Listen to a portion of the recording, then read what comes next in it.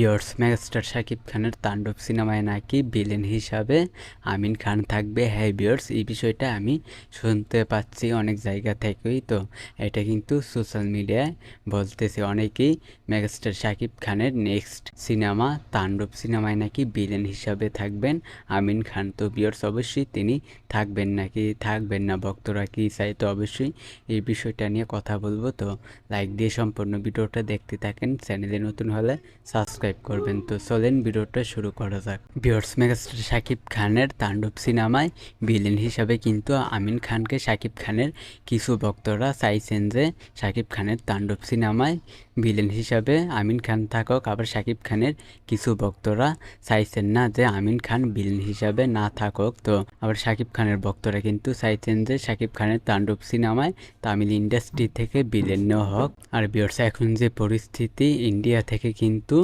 নেওয়া একেবারে অসম্ভব, আপনারা জানেন এখনকার পরিস্থিতি। ভিউয়ার্স, মেগাস্টার শাকিব খানের তাণ্ডব সিনেমায় কি আমিন খান ভিলেন হিসেবে থাকবেন কিনা, তো এটা একটু সময় হলেই আমরা জানতে পারবো। তো সে থাকবে নাকি অন্য কেউ, তো অবশ্যই আমরা এটা একটু সময় হলে জানতে পারবো। তো ভিউয়ার্স, অবশ্যই শাকিব খানের তাণ্ডব সিনেমার সকল আপডেট পেতে অবশ্যই আমাদের চ্যানেলটিকে সাবস্ক্রাইব করবেন।